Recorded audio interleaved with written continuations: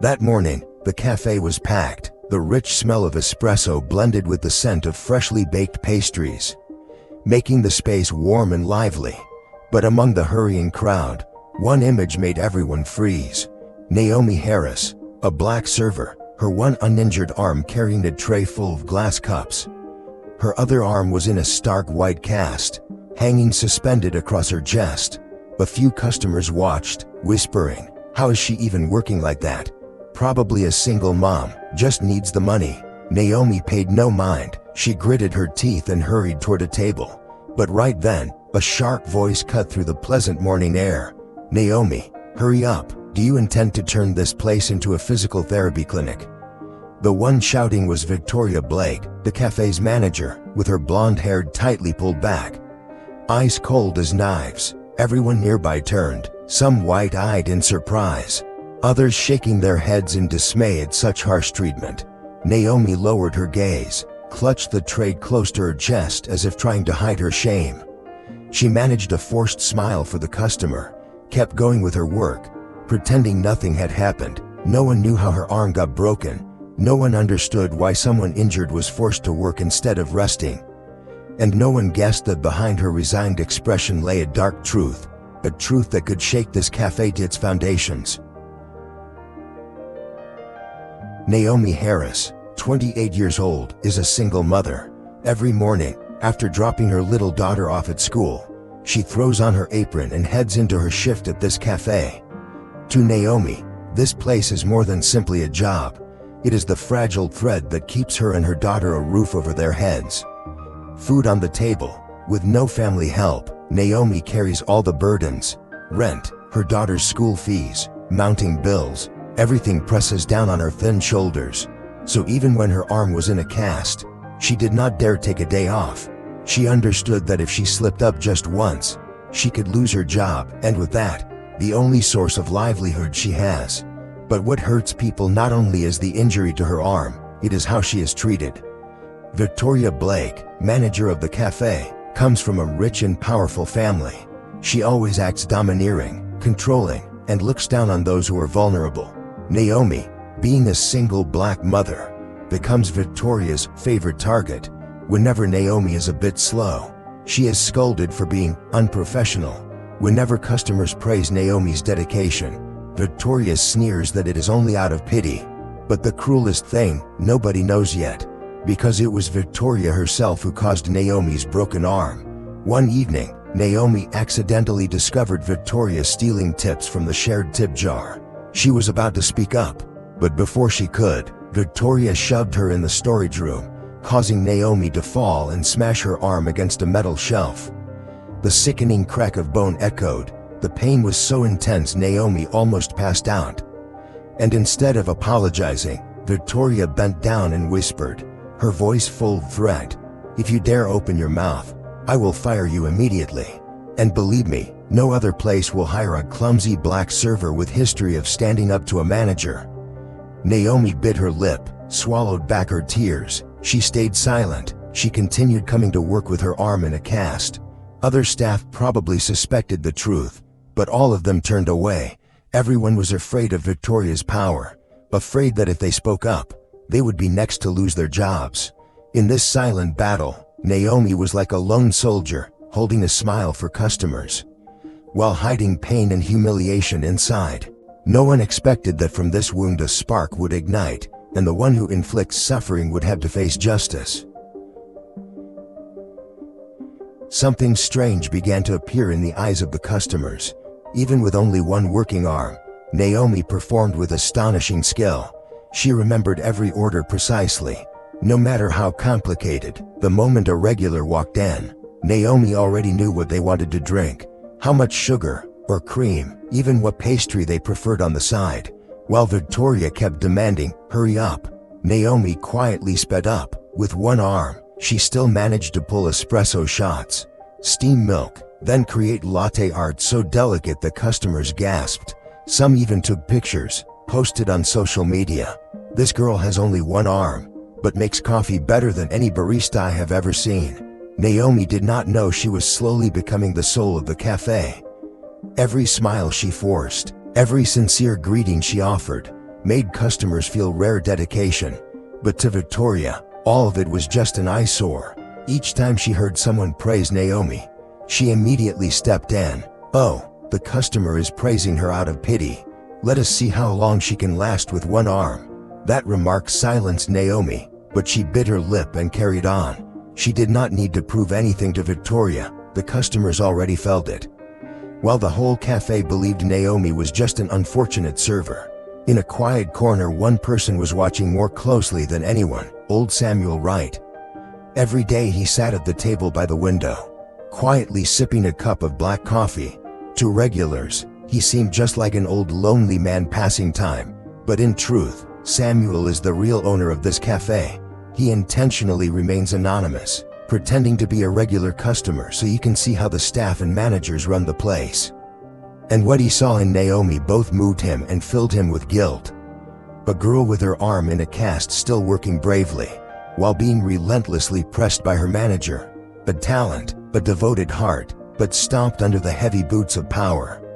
Each passing day, Samuel saw more clearly: something is terribly wrong, and the truth behind Victoria is far more cruel than what he witnesses just behind the counter. In the days that followed, things only got worse for Naomi.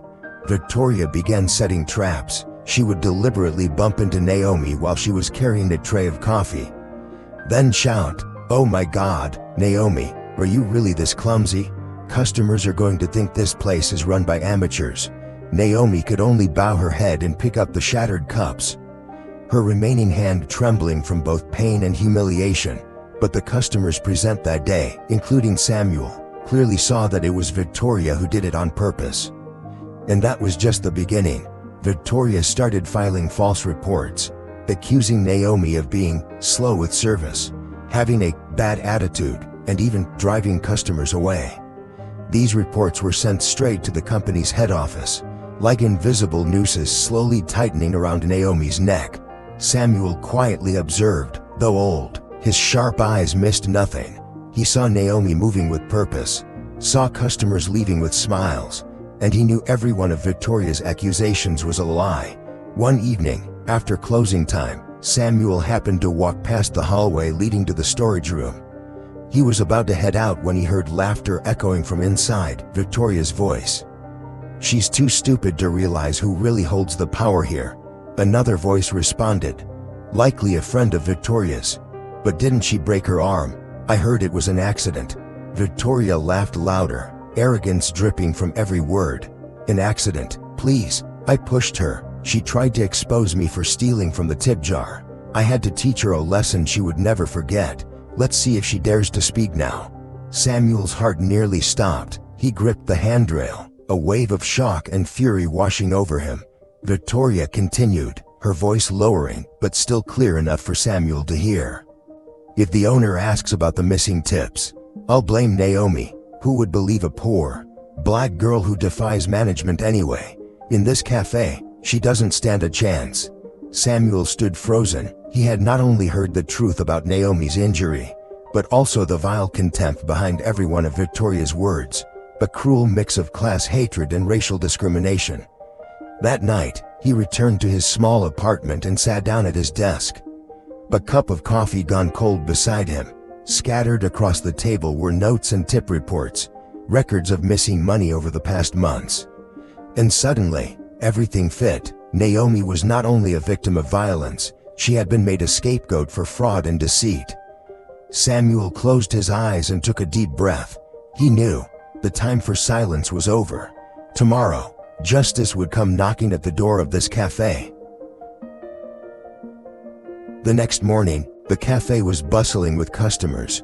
The sound of espresso machines, spoons clinking against cups, and casual chatter created a familiar harmony. Naomi walked in, dark circles under her eyes from a sleepless night, but her smile still lit up her face. She carefully balanced a tray with one hand, trying not to spill the latte. For her, each day at work was a new battle, one where she had to hide her pain just to keep her job. Suddenly, a ting-ting-ting rang out across the cafe. Samuel Wright, the silver-haired man who always sat by the window, stood up for the first time. gently tapping his spoon against his coffee cup. The room fell silent, every pair of eyes turned toward him. Samuel set his cup down and spoke in a calm, steady voice. "Sorry to interrupt your morning, but there is a truth that needs to be spoken right here, right now." He paused, locking eyes with Naomi, her expression wide-eyed with confusion. Then he turned to Victoria, whose smug smile began to fade. "I am Samuel Wright, and I am the real owner of this cafe." A wave of murmurs rippled through the room. Some customers' jaws dropped. Employees looked at each other in disbelief. Victoria went pale but forced a nervous smile. You must be joking. If you were the owner, you'd be sitting in an office, not out here drinking coffee every day like some lonely old man." Samuel calmly pulled a folder from his bag and placed it on the counter. "These are the records of missing tip money over the past few months.